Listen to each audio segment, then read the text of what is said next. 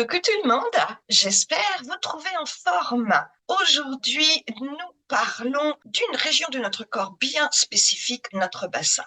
Notre bassin avec donc la sphère gynécologique, sexuelle, le chakra racine, mais aussi les reins et les lombaires, qui peuvent être victimes d'un type bien précis d'entité du bas astral. Toute l'énergie vitale de cette zone est alors impactée, bloquée, et sans dégagement de l'entité, on tourne en rond d'un problème à l'autre, ou pire, les difficultés s'accumulent de plus en plus malheureusement. Alors aujourd'hui, eh bien, je vous explique comment reconnaître leur présence. Quels peuvent être les 10 symptômes, parce que j'en ai référencé 10 symptômes concrets qui vous permettront de détecter par vous-même déjà, sans être thérapeute ou énergéticien, sans vous connecter surtout à elle, juste en observant votre corps, ce que vous vivez sur toute cette partie. Dans un instant, je vous en parle concrètement, mais comme les entités du bas astral ont horreur de l'amour, eh bien, déjà, imaginez que vous êtes dans une bulle d'amour. Et à chacun de vous qui m'écoutez, je vous envoie une merveilleuse bulle d'amour, vraiment du plus profond de mon cœur. Coucou tout le monde, c'est Corinne et Mia. Ce podcast est dédié aux personnes intéressées par les énergies, les mondes subtils et la spiritualité. Chaque semaine, je vous partage ce qui m'a été le plus utile dans mon évolution personnelle et spirituelle. Des ressources et des outils concrets, toujours simples, rapides et efficaces, pour être soi-même pour une vie de tous les jours plus légère, qui a plus de joie et plus de sens. Avant de continuer, je vous invite à vous abonner à ma chaîne si ce n'est pas déjà fait, et merci tout plein de la partager à vos proches si vous voulez bien m'aider. Alors reprenons. Il existe de nombreuses familles parmi les entités du bas astral. Parlons de l'une d'elles, bien spécifique, même si je ne vais pas la nommer précisément, parce que je ne souhaite pas leur donner plus d'importance qu'elle n'en mérite. Je vous expliquerai un autre jour pourquoi. Cette catégorie dans la grande famille des entités du bas astral prend donc possession de toute la zone du bassin. Vous pouvez imaginer qu'elle bloque votre énergie un petit peu au-dessus du nombril, jusque le haut des cuisses, aussi bien à l'avant de votre corps qu'à l'arrière avec le dos et les reins. Donc, on va être très concret aujourd'hui.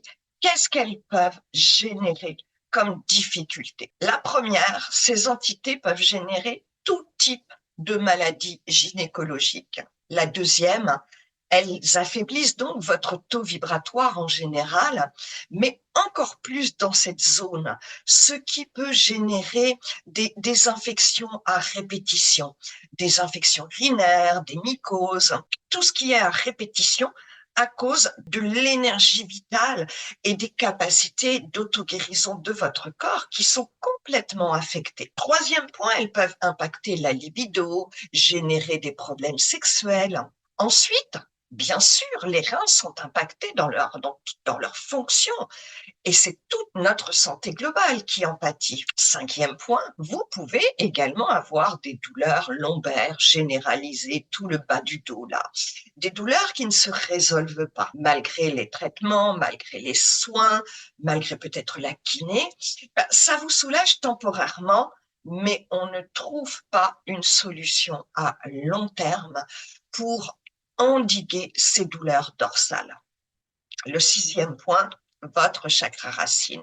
Votre chakra racine, il fonctionne en sous-régime dans le meilleur des cas, mais la plupart du temps, il est bloqué.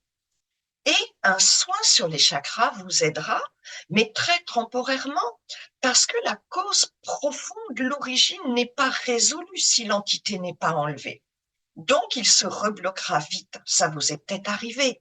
Alors qu'en dégageant cette entité, eh bien, le chakra, il y a 9 chances sur 10 pour qu'il se débloque tout seul. Ensuite, le septième point, vous pouvez tourner en rond dans votre vie globalement, c'est-à-dire avoir du mal à mettre en place vos projets, à procrastiner, puisque votre chakra racine est bloqué. Huitième point, on est là sur le siège de la vitalité, de l'énergie de vie. Donc, vous pouvez souffrir de fatigue. Parfois même, chez certains clients, c'est vraiment de la fatigue chronique. C'était le huitième point. Le neuvième point, eh bien, plus globalement, vous pouvez manquer de sécurité, de confiance en vous, avoir du mal à trouver la stabilité également. Vous voyez, là, c'est un sentiment diffus, mais qui prend son origine avec cette entité et votre chakra racine. Le dixième point, eh bien, ce type d'entité, elle joue également beaucoup sur notre ancrage et notre enracinement. Et ce, même si on a la meilleure technique qui existe, même si on a l'habitude de pratiquer, on ne peut pas avoir tous les bénéfices pratiques que l'on fait, de l'entraînement que l'on fait, et on ne peut pas être ancré correctement. C'est comme si notre corps était coupé en deux.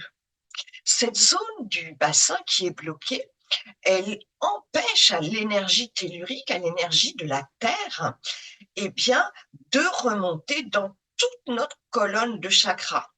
En fait, quand on s'ancre, eh bien, qu'est-ce qui se passe? Quand on s'enracine, on imagine l'énergie qui remonte de la Terre.